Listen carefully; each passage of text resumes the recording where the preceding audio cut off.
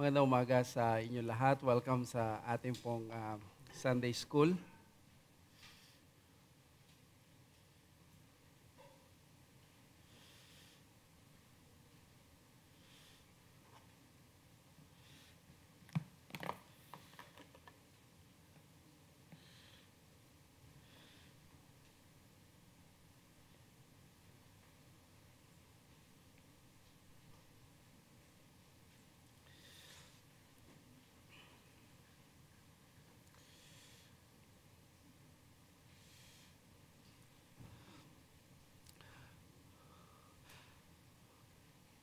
Siguro napanood nyo ang mga nangyaring balita sa mga nakaraan sa national scene ay ang pag-archive ng impeachment case ng ating Vice President. That means ay hindi na ito tatalakayin at hindi na magkakaroon ng trial.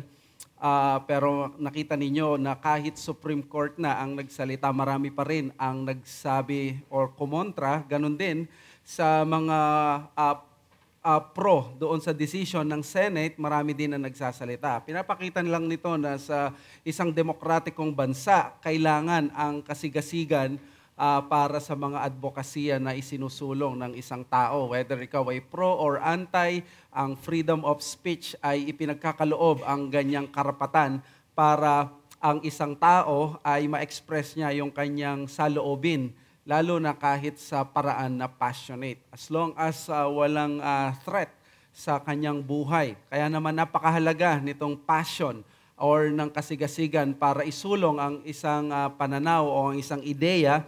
At nakita rin natin ito na sa mga religious groups at sa kasaysayan natin na hindi lamang sapat ang katotohanan ay pinaniniwalaan. Kailangan isinusulong ito ng may passion, ng may zeal, ng may zealousness. At ito ang makikita natin sa isang luminary at forefather natin na particular Baptist na isa sa magiging dahilan bakit lalaganap ang particular Baptist movement sa Inglaterra because of this person. That is why our lesson for today is about Hansard Knollys, hindi Hansard Baguio.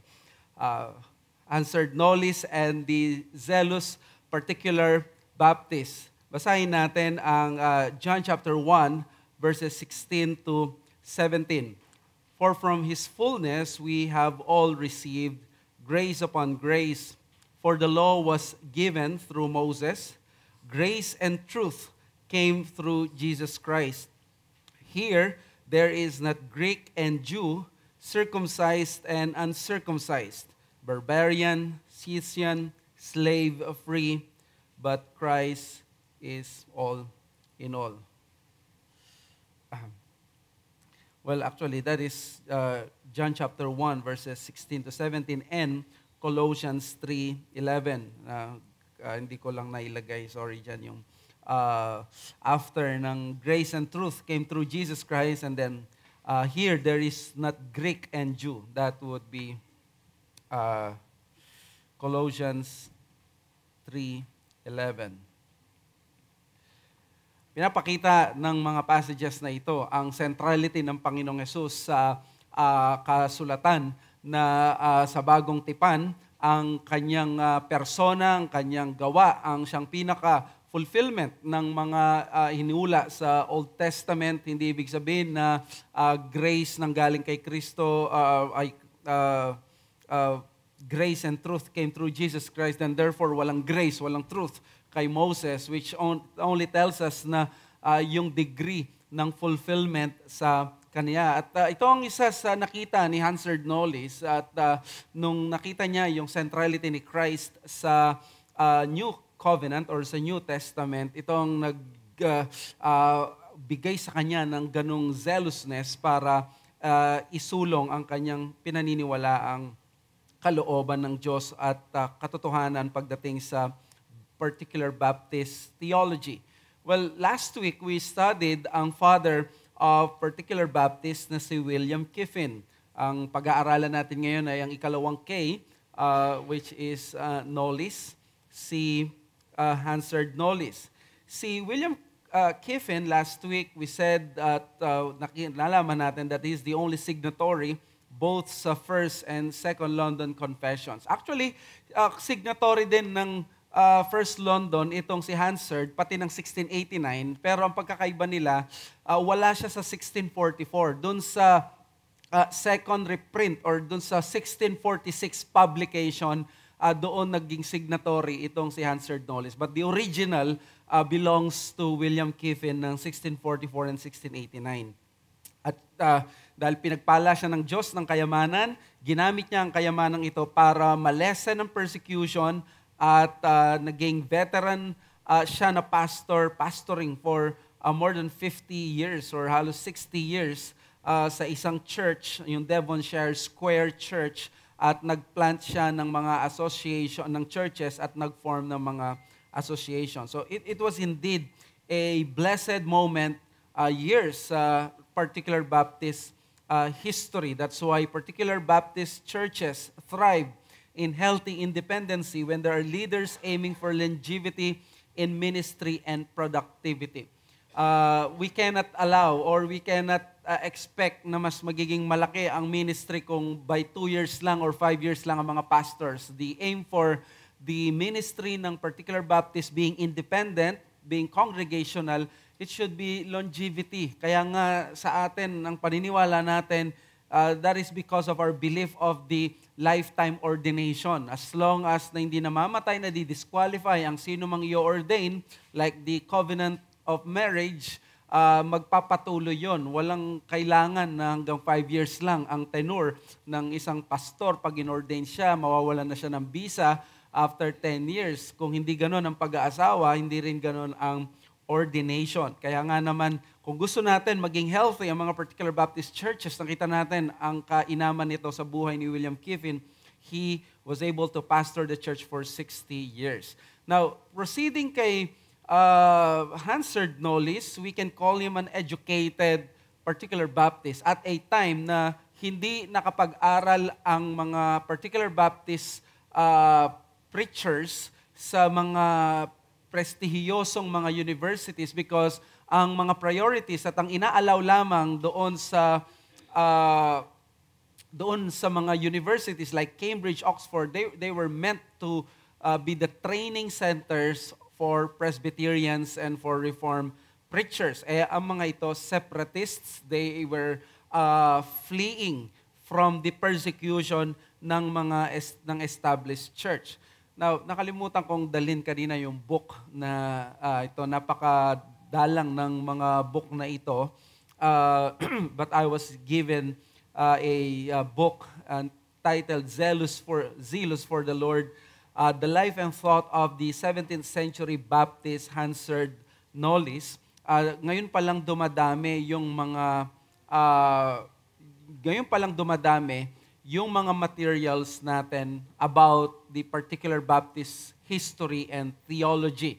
But we are grateful na nagsisimula ng gumawa ng mga dissertation, mag-interact with the primary sources, at meron na tayo at a popular level, mga books na katulad nito. So sabi ni Dennis Dustin at si Barry Howson, Hansard Knollys is not a well-known figure in the history of our church. Nevertheless, he was an important leader of the early Calvinistic Baptists of the 17th century. He migrated from the Church of England to the Congregationalists and completed his ecclesiastical journey in the 1640s with the Calvinistic Baptists. He was a leader in the movement for its first 50 years, signing its foundational confessions of faith in 1644 and 1689, as well as the revision in 1646. So there was this parang conflicting reports na nandun ba siya no 1644, pero mas marami ang nagsasabi na 1646 lang siya dumating. Now, Knollys, let's try to find out kung sino siya para magkaroon tayo ng understanding, mas maintindihan natin kung ano ang kanyang tinuturo. Si Knollys, siya ay pinanganak noong either 1599 or 1609. May discrepancy ng 10 years. Walang nakakasiguro kung sino o kung ano dyan ang tama. well, most likely it's 1609. Mas marami ang nagpumapanig sa 1609. And he was born in an unknown or less known village of Cockwell in London. At ang kanyang mga magulang ay si Richard Knowles and si Rachel Paget. Now, ang Knowles is most likely daw ang pinanggalingan nito ay Knowles. May isang Christian conservative voice sa Amerika na si Michael Knowles.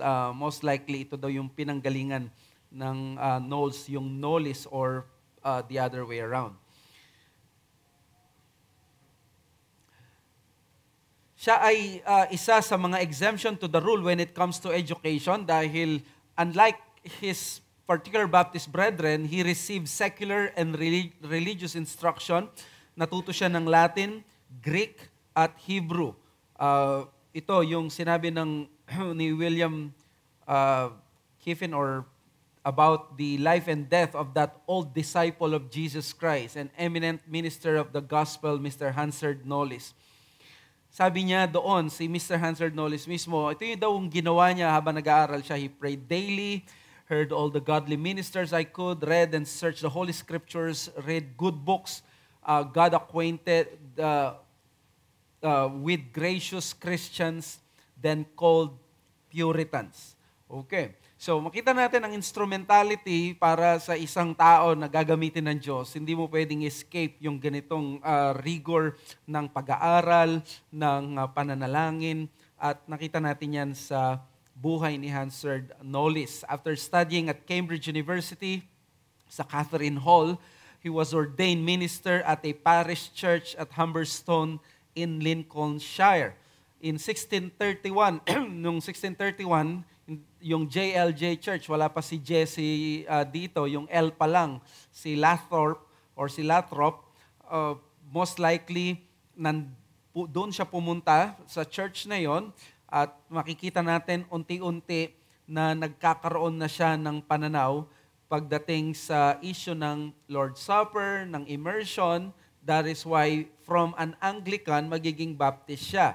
Nag-resign siya sa pagiging Anglican or sa kanyang parish at nag-continue siya na because he could not continue, he could not continue admitting wicked persons in the Lord. Kaya pala, he could not continue admitting wicked persons in the Lord. Alam naman natin sa Anglican Church, pwede na mag-partake ng Lord's Supper ang mga binaptize ng baby, hindi pa nag-profess at lumaki, they are considered communicants pa rin nung panahon na yon. So, walang pagbabago sa buhay, yet nakaka-partake sila ng Lord's Supper. By 1635, nagiging discontent na siya sa Anglicanism.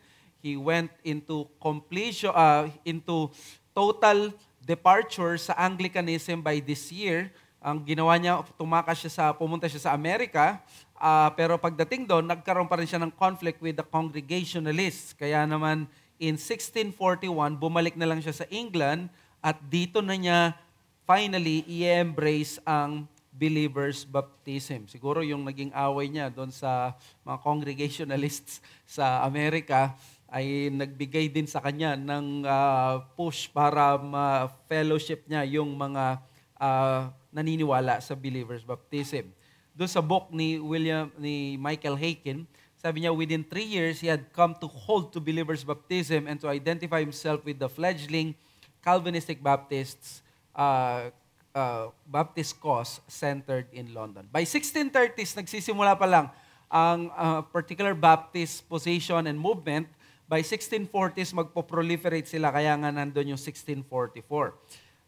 Na-associate siya with the particular Baptist at dahil dito, nag-attract ng serious persecution sa kanya dahil maraming galit sa mga nagbabaptize ng mga adults at iniisip nila mga particular Baptist, mga Anabaptisto na mga nanggugulo sa lipunan. Nung nandun siya sa Suffolk, England, meron daw isang rude multitude na pinagbabato siya habang nagpipreach sa pulpit. Nasa preaching tour siya, umiikot siya at nagpipreach. Pero nung nandun siya sa Suffolk, tinry siyang i-persecute at pagbabatuin. from this preaching tour, ay isang kayamanan ang naibequeath niya sa ating mga disipulo ng particular Baptist na hanggang ngayon ay available. Ito yung kanyang popular sermon na naging published work. Ang title ay Christ Exalted. Alam nyo, itong Christ Exalted, makikita natin dito yung mature Christology ng mga particular Baptists, lalo na itong si Hansard Knollys. And he became a pastor of a large and popular congregation. Therefore, I believe he was a gifted preacher. Nagtutour siya para mag-preach. And then pag mamaya makikita natin yung quotation niya about Christ, ma-fall in love kayo dito sa theology at sa history nitong si Hansard Knollys. In-emphasize ko dyan yung broken wharf dahil popular yan among particular Baptists. Ito yung parang ginawang press ba? Publication nila Jim Renihan. Ang tawag nila is The Broken Wharf. Parang ginaya nila yung White Horse Inn. Yung White Horse Inn kung saan nag-iinuman si Luther at doon sila nagkukwentuhan about theology. Ito naman ay The Broken Wharf. Ito yung church nitong si Hansard Knollys. It had an estimated attendance of 1,000 who came to hear him preach. So parang Charles Spurgeon din siya, no? But this was 1600s. So very popular itong si Knollys. And 2 years after na nailabas ang 1689 Baptist Confession of Faith, at the age of 93, noticeably, siya ay namatay. And then, ang noticeable daw sa kanya ay yung klaro pa rin ang kanyang mind. Siguro dito nagmana si Enrile. Mahal pa rin niya yung church. Nandun yung kanyang napakagandang testimony. And he even wrote a pastoral letter. Now, siguro tatanungin natin, paano naging popular itong si Hansard Knollys at ano yung naging contribution niya? Isa sa mga naging contribution niya ay yung pagsagot. Hansard answers the seekers. Itong mga seekers, pwede natin silang masasabi na ito yung mga 17th century continuationists. Dahil may mga katulad nila na grupo na naniniwala ang tunay daw na alagad ng Diyos dapat may kasamang miraculous gifts. So dapat yung mga miraculous gifts like miracles, nagpe-perform daw dapat ng miracles. Kung hindi, kung walang milagro, hindi powerful at walang Holy Spirit ang isang church. Now, mahalaga ito para ma-solidify ang mga Baptists. Kaya tingnan natin kung ano nangyari. This group, they believed that the present church in their time had apostatized. At dahil nag-apostatize, nag-withdraw ngayon ng Holy Spirit sa church mula nung apostolic days hanggang 1600s. Ang kanilang promotor ay si William Erbery, at siya'y naging champion nila, and they argued that their generation was characterized by the lack of life-giving Spirit of God. So, walang-wala ang Holy Spirit sa kanilang panahon. Yun ang accusation nila. Any attempt daw na i-exercise ang charismatic gift noon ay mag-fail hanggat hindi ito mabubuhay. So, kailangan talaga ng charismatic gifts. Sabi ni Erbery, ang mga very erroneous ang belief ni Erbery because sabi niya, the Old Testament were in much favor than the believers in his day. Kasi nga sa Old Testament may mga miracles. Di ba? Typical mistake, typical misunderstanding to ng Old Covenant dahil nakikita natin nakikipag-usap si Abraham sa Diyos. Inisip natin mas mapalad sila kasi hindi natin nakakausap. But that is a failure to understand the progress of revelation and seeing the Bible in its fulfillment stage in the New Covenant na mas superior, na mas better. Yan ang sabi ng Hebrews, di ba? Kaya very erroneous yung belief na ang Old Testament saints were much better. Hindi much better sila. Kaya nga mas prone silang magduda dahil lang kakausapin sila ng Panginoon ngayon and then ang susunod na nilang makakausap ang Diyos 13 years later or even 20 plus years. Unlike sa New Covenant believer, meron siyang church na pupuntahan lang niya at makakasama niya ang presensya ng Diyos. Nandyan ang Bible para marinig niya ang salita ng Diyos. Inakusahan ni Herberia mga Baptist congregations na nagdi-disobey daw sa command ni Christ in their refusal to include baptism of the Spirit as having the charismatic gifts. Para sa kanya, ang baptism,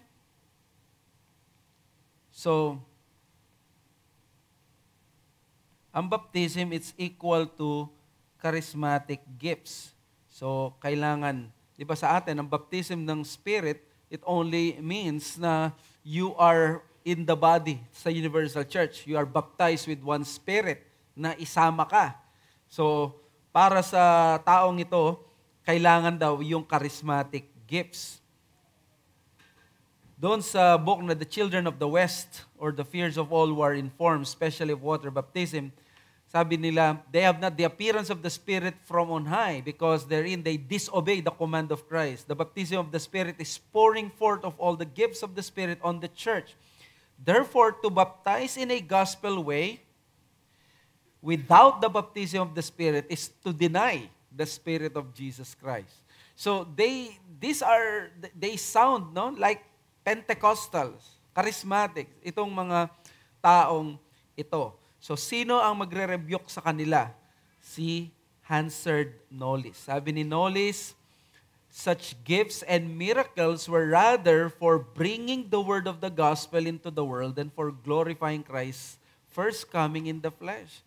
Mga kapatid, sa mga nagsasabi na mga particular Baptist, hindi ganun kas-theological, hindi ganun sila kas-scholarly. Look at this, how Hansard Knollys argued. Nag-argue siya nang sabi niya, mga miracles noong panahon ng Panginoong Yesus, they were for authenticating purposes. Sinabi niya, ang purpose nun is para maidala ang gospel sa mundo, mag-glorify si Christ na dumating sa flesh. Para malaman nila na dumating na si Kristo sa flesh. Kung ikaw ang New Covenant preacher noon or apostle, dapat dala-dala mo yung message, revelation message. Yung message na yon, meron dapat revelation miracle or authenticating revelation. Ang mag-authenticate ng message mo ay yung kakayanan mo na gumawa ng milagro. Ganon ang mga apostles, kaya nga may power sila na mag-perform ng miracles sa kalooban ng Diyos because ang Word of God noon ay ino-authenticate nila sa ganung bagay.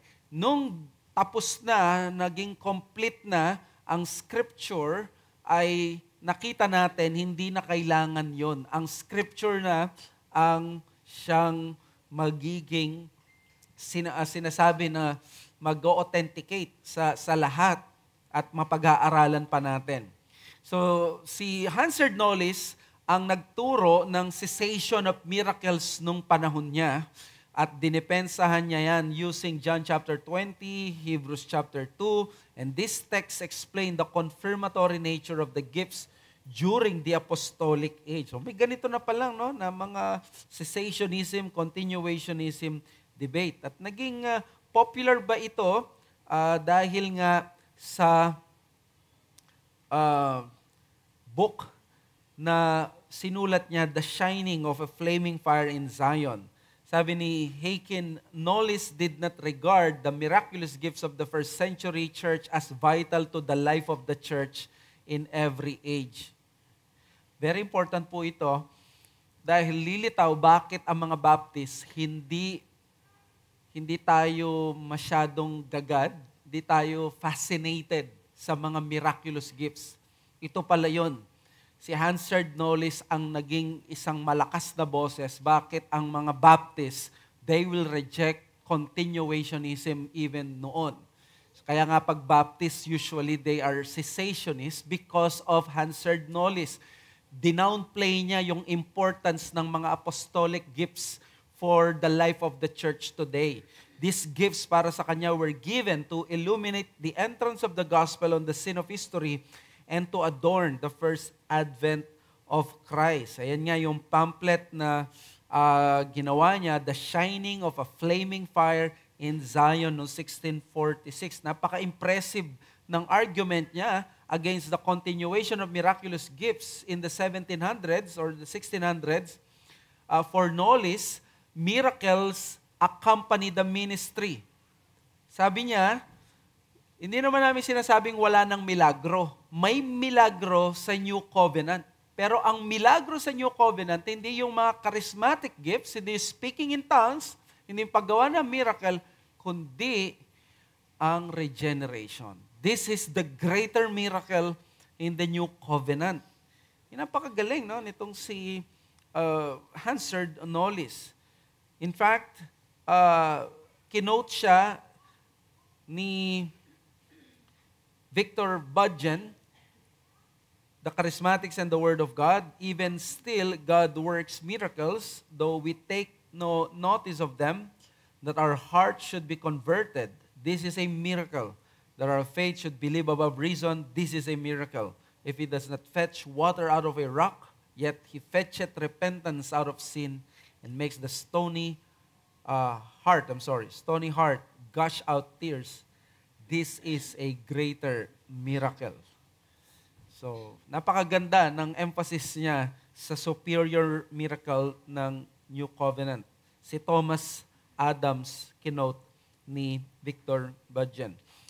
Both in Knowles' works, that is yung dalawa, The Shining of a Flaming Fire in Zion and Christ Exalted, in-emphasize niya yung Trinitarian involvement in the bestowal of Spirit's gifts. Alam nyo, sa book niya na In Christ Exalted, he gave weight to the superior value of Christ over his gifts, arguing na kung ang source ng mga gifts ay si Christ, then therefore, Christ should be more highly prized. Ang galing nung kanyang argument na bakit gusto niya ang cessationism. Hindi dahil ayaw niya ng Holy Spirit. He rejects continuationism because gusto niyang mapanatili yung centrality at yung superiority ni Christ as the source of gifts that He is to be prized. Sabi ni Knowles, Christ is the one who gives luster and beauty to each spiritual gift. So with Knowles' powerful point, Calvinistic Baptist tradition established a familiar theme, the subsidiary importance of spiritual gifts in the life of the Christian. Dahil kay Hansard Knowles, na-establish ang isang familiar theme, makikita natin sa Baptist throughout history. Pag nakita mo Baptist, karamihan ng mga yan ay cessationist. Because si Hansard Knowles ay nilabanan niya ang continuationism nung nagsisimula pa lang ang movement at pinakita niya subsidiary lang ang importance ng mga spiritual gifts. Ang mas mahalaga pa rin ay si Kristo. Doon sa Christ exalted, a lost sinner sought and saved by Christ.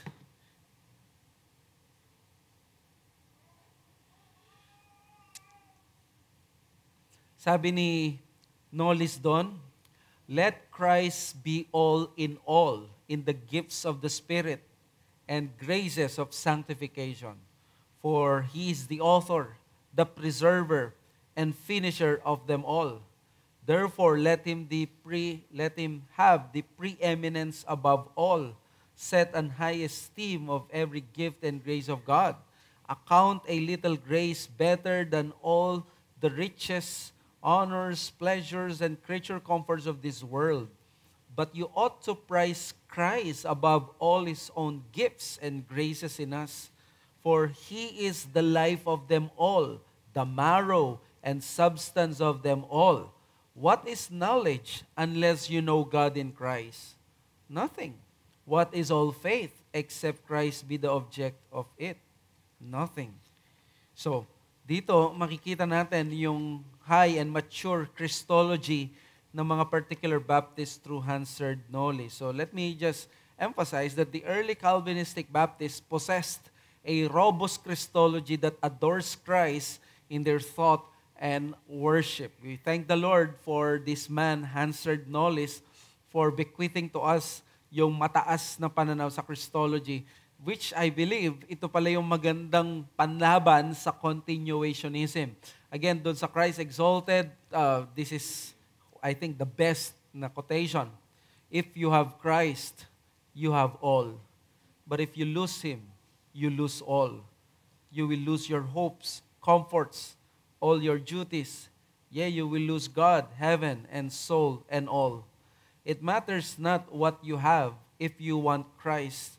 No gifts, duties, reformations, qualifications, or other things whatsoever will make you happy without Christ.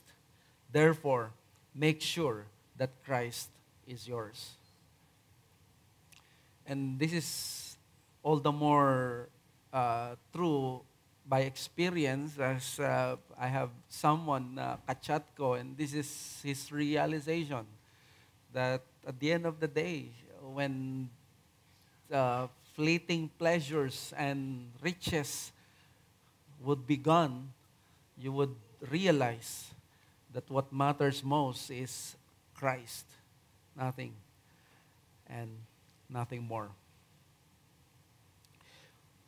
Let me just entitle it The Glorious 1689 because may dalawang reason bakit glorious ang 1689 sa buhay ni Hansard Knollys. Una, answered prayer. May testimony siya na may ipagpipray siya at sasagutin ng Diyos. Very miraculously. Kalawa naman, yung kanyang pagiging signatory. And by the way, hindi lang signatory, he is the first of the 33 pastors na nakalagay sa signatory doon sa 1689.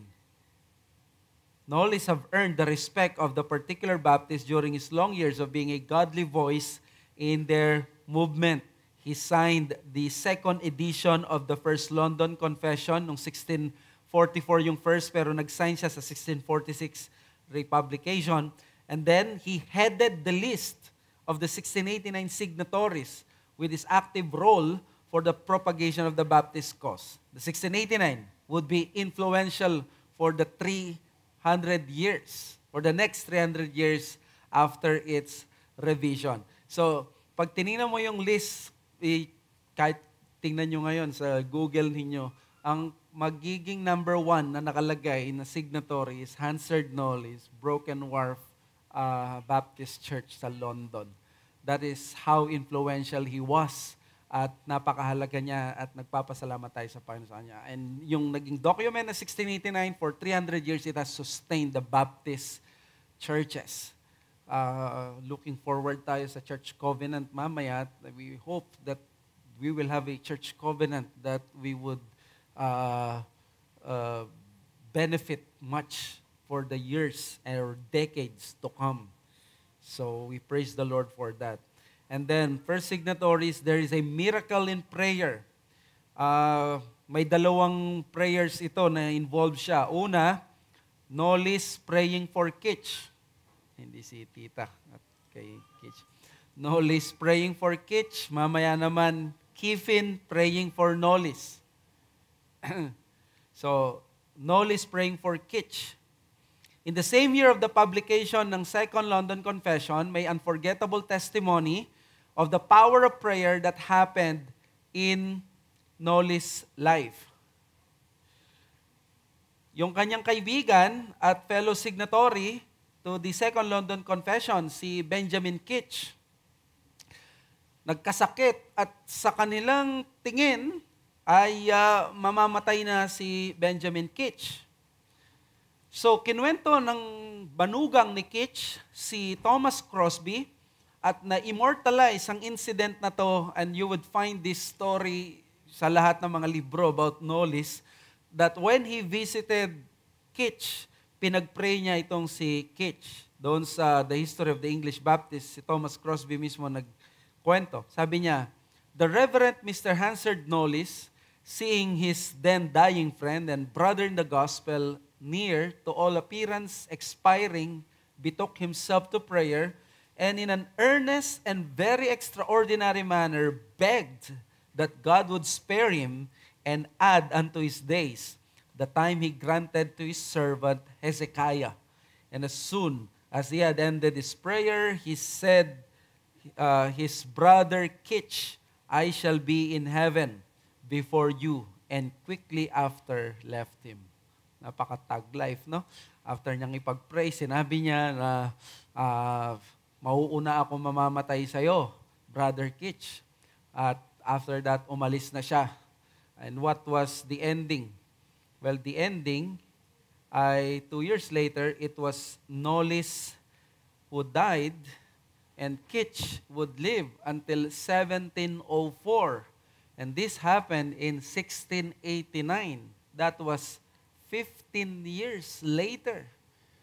In other words, kung ano yung pinag-pray niya na magkakaroon ng 15 years katulad ni Hezekiah, itong si Kitch, that was exactly what happened kay Kitch.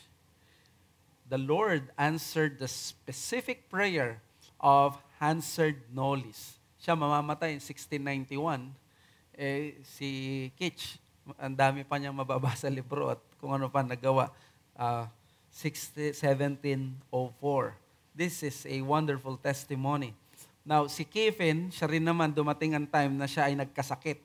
Siguro kaya rin nagkaroon siya ng ganong confidence na pag nag-pray, dinidesire niya na gumaling at he would really ask the Lord. Dahil naranasan niya at 3 times na nagkasakit siya, pinag-pray din siya. Si William Kiffin ang nag-pray sa kanya on 1 occasion. On 3 separate occasions within the space of 18 months, Knowles thought he was about to die. Now, ito yung panahon na kapag, alam mo yon, may dugo na lumabas sa bibig mo, tas pwede mo nang isipin, malapit ka na, isang tuldok ka na lang. Kasi walang medical technologies, di ba? Tapos nagkakasakit ka for 18 months, pabalik-balik. Ngayon, halos gulay na lang yung tao, kaya pang survive because of the technology that we have, and we are grateful for God's providence doon. Si Knowles, the first occasion occurred shortly when he was released from Bishopsgate Prison. Di ba noong 1660s, bumalik sa kapangyarihan itong sila Charles II at pinersecute ang mga non-conformists. Kasama sa mga na-persecute itong si Knowles at nakulong siya. Nung pagkalaya niya, most likely, na-develop sa kanya doon sa kulungan yung sakit, no, na nararamdaman niya, yung kanyang bowels problem. He probably incurred this while being a prisoner. Sabi sa words mismo ni Knowles, a sharp and painful distemper in my bowels.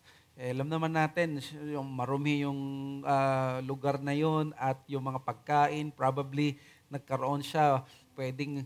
Ngayon, alam natin na si John Calvin nagkaroon ng problem sa yung would I say this public? Yeah, but Almoranas ba yun sa Tagalog? Si Spurgeon, gout. Siguro pwede nating masabi na may mga heroes tayo, naging sakit nila, amoebiasis, or kung ano pang mga sakit sa tiyan na alam natin ngayon. Ito yung panahon na wala pang Erseflora at maging Vicks, wala. Kaya walang universal na gamot. The illness exposed his sinfulness and a spiritual struggle ensued. Ito naman yung gusto ko kay Hansard Knowles. Sabi niya doon, I saw the sin of my sinful nature, which was not so crucified as that it was destroyed.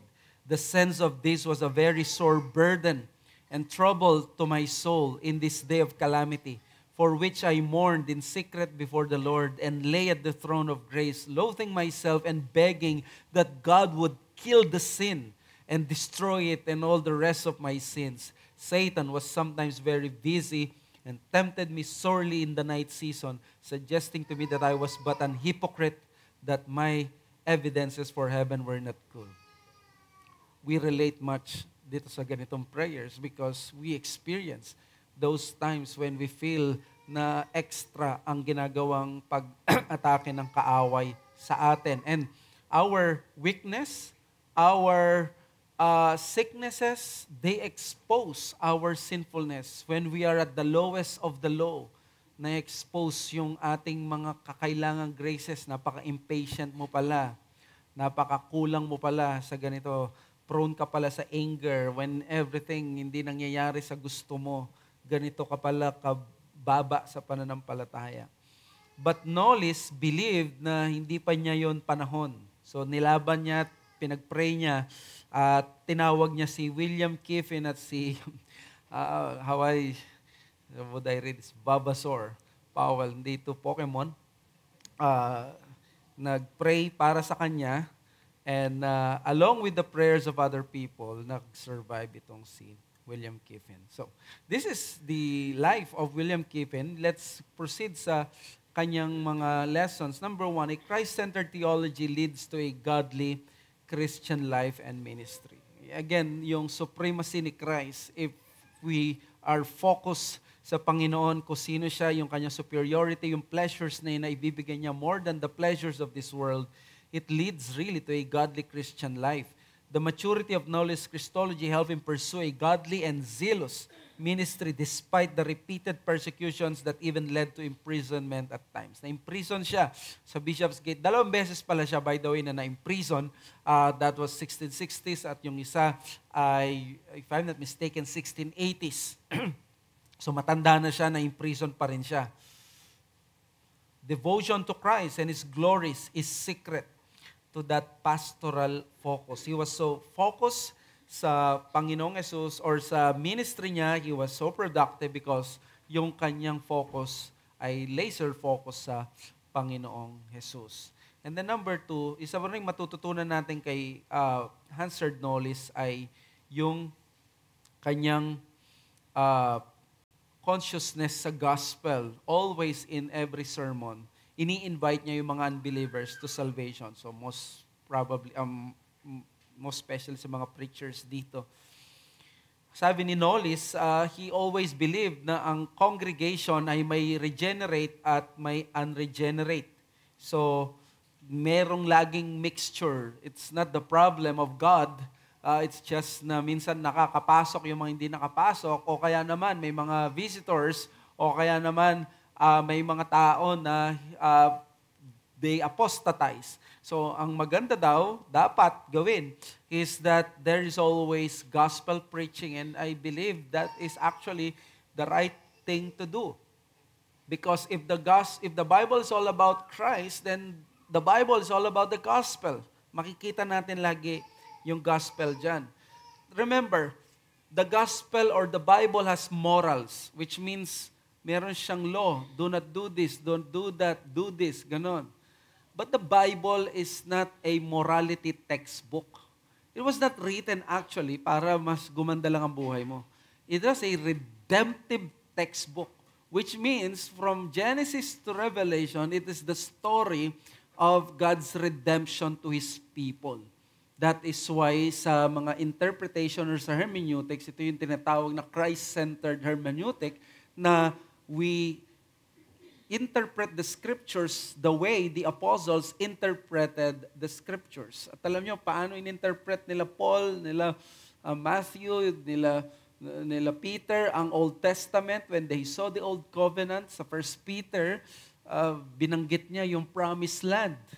And it's the same inheritance, promised land, na ginamit niya sa 1 Peter 1, at ito daw yung mamanahin ng mga alagad ng Diyos.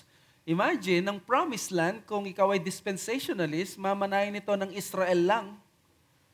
But using that word promised land, sa 1 Peter, mamanahin ito ng lahat ng mga nasa covenant ng Diyos.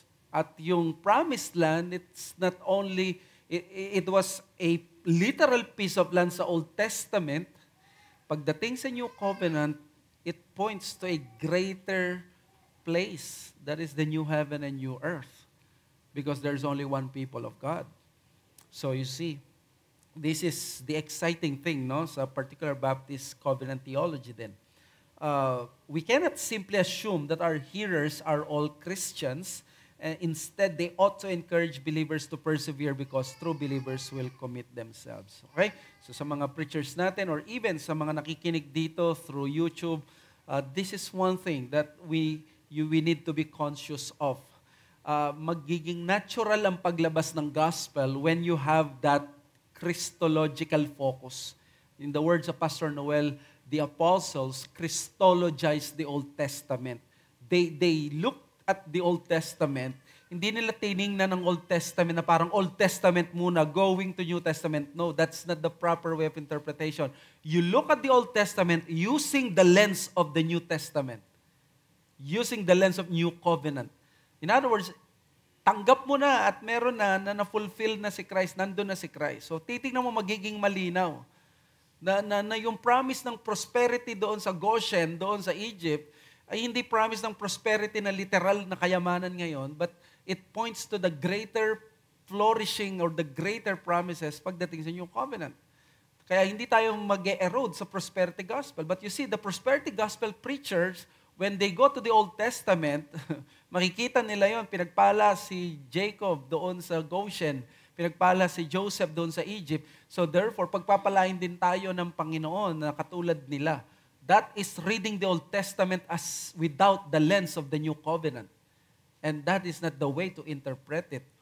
Kaya, pag meron tayong New Covenant lens, ang mangyayari is, we will be able to naturally bring about the gospel of the Lord Jesus Christ sa text natin. Na makikita natin na, by the way, i-comment ko lang yun, no? Kasi minsan may maririnig pa rin tayo ng application, we need to do this, kulang ka sa pag-aaral ng salita ng Diyos at lahat. That is true. Kulang tayo sa pagbabasa ng Bible, kulang tayo sa pagmamahal sa kapatiran, kulang tayo sa paglilingkod. But let me tell you, that is not actually the cure. Because ang tanong ko doon is hanggang kailan, hanggang saan? Parang kanta na yata yun. Hanggang kailan ako magbabasa para magawa ko to at ma-fulfill? Obviously, I won't be able to do that. The key is there was a Savior who did that for me. And because He did that, I can now obey Him out of gratitude and with fear of the Lord na hindi ma-endanger ang aking status sa Kanya. That is how we look at the sermons or we hear the sermons na binibigay ng Diyos. Then number 3, commitment to the truth may at times put our lives at risk. Si Nolis, napaka-zealous niya. He was imprisoned twice as a pastor due to his conformist views. Sabi doon sa Zealous for the Lord, as a Christian, Nolis was an excellent example of godliness and perseverance in good times and in times of trial. He remained constant in faith and maintained a Christ-like walk through persecution, imprisonment, reproachment, personal pain, family deaths, denominational growth, denominational problems, times of war, want, and times of plenty. And na-refine ng ating pastor because of these persecutions at tinaya niya ang buhay niya. If you were a non-conformist during that time or ikaw a particular Baptist, isipin mo baka hindi natatagal ang buhay mo. In fact, nung first century, ganito ang buhay ng mga Kristiyano, di ba, ng mga pastor. Do you know Hebrews 13:17? Memorize ng iba yan sa inyo. Obey them that have the rule over you. Tama? They're talking about the pastors. But before verse 17, may verse 7. What's verse 7? Remember those that have the rule over you. Sino yon? Sabi niya, whose life and faith walked, which means most of them patay na. Alalahanin niyo yung mga dati niyong pastor. Hindi niyo na sila kasama kasi pinatay na sila ng Roman government.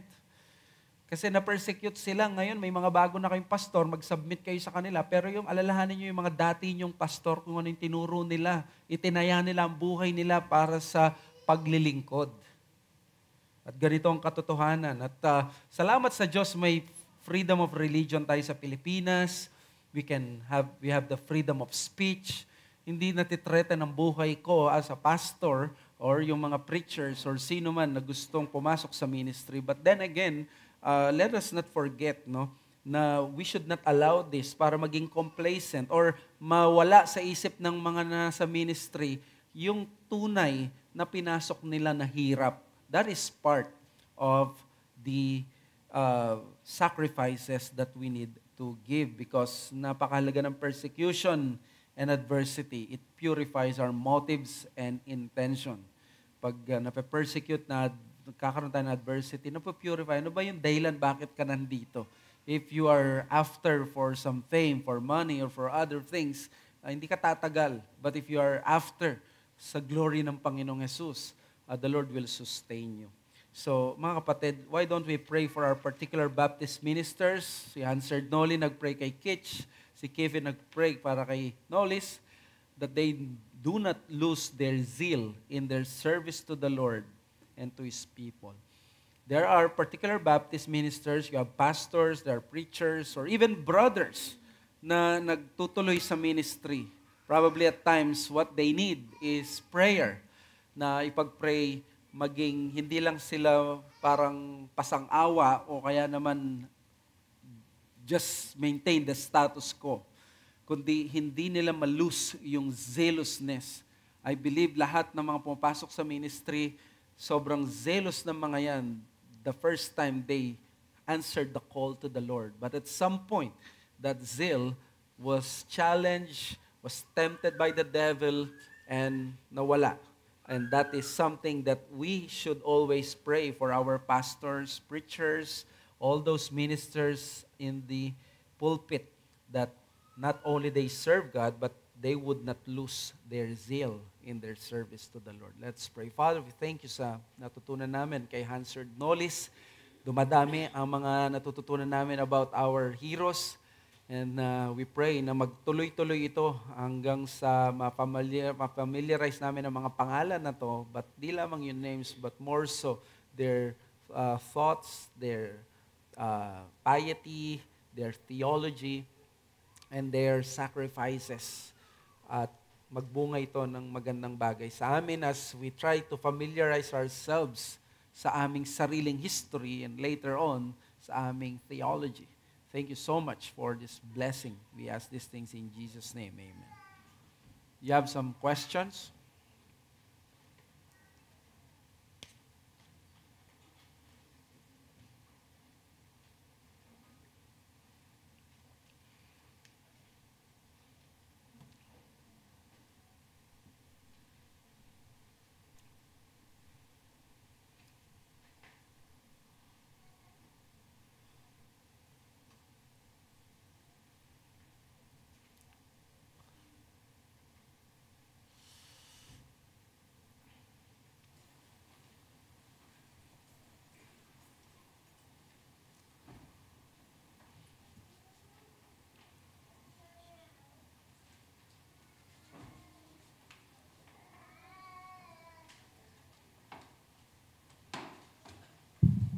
May sinabi po ba sa history kung ano po nangyari sa mga seekers? Sila po ba yung naging mga charismatic churches ngayon?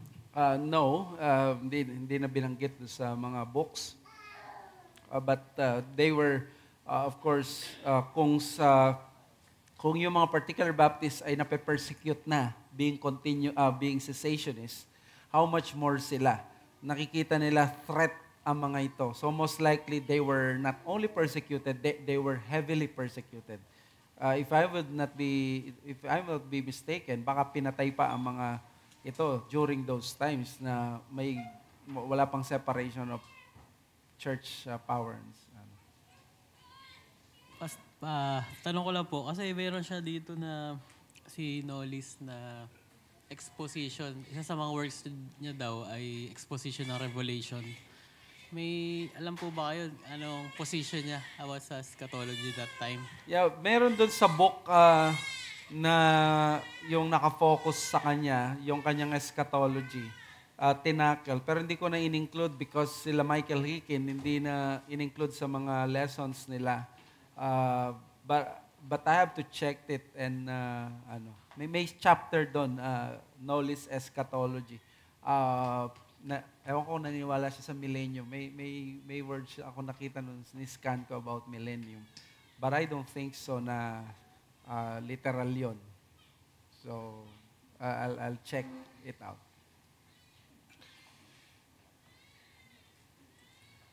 Meron questions? Tatay Peter.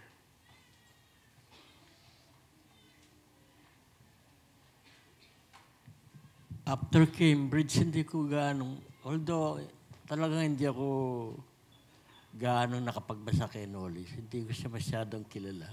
After Cambridge, so nag-preach siya doon sa isang church sa England.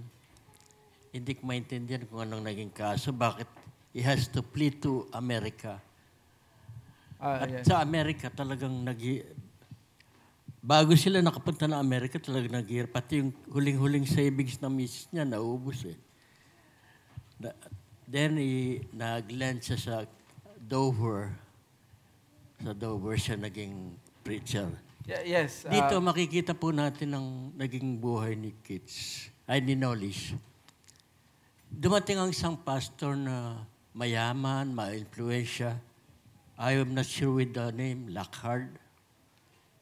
At siniraan siya, natalsik siya doon sa church niya. Yung nag-take over, yung bagong dating na galing England din. Parang ganun din ang kasaysayan ngayon sa mga churches. Sino po yun na nag-take over? Lockhart, was it Lockhart? Hindi ako sure sa name. Pero siniraan siya. Parang mayaman, may influensya. Galing din England. Tahimik na sana siya sa Dover as a pastor Pero ito, nag-take over yung isang pastor. Siyang tumalsik. Bumalik siya ng England. Yeah. Pero with the guidance of the Lord, talagang yung seal sa heart niya, hindi nagbago. Sana ganun din lahat ng pastors. Opo. Good observation. Pero pumunta siya sa Amerika because umalis na po siya sa Anglicanism. Unti-unti nagkakaroon na siya ng discontent sa Anglicanism. At kapag nangyari na umalis ka sa Anglicanism, syempre, mamarkahan ka na. Bakit ka umalis? And of course, dahil sa separatist leaning mo. Yun yung dahilan So, persecute ka na ngayon. This was 1630, si Archbishop Laud ang kilabot ng mga Puritans dahil pinapapatay niya at talagang pinahihirapan niya. Kaya what they do ay pumupunta na lang sila sa New World para maka-escape ng gano'n.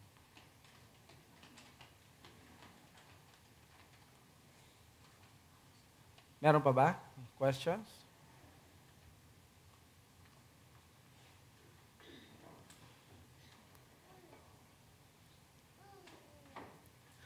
Okay, so kung walang question, Lord willing, next week we'll study about Kitch and his contribution sa particular Baptist history. Let us ask yung ating mag-a-announce.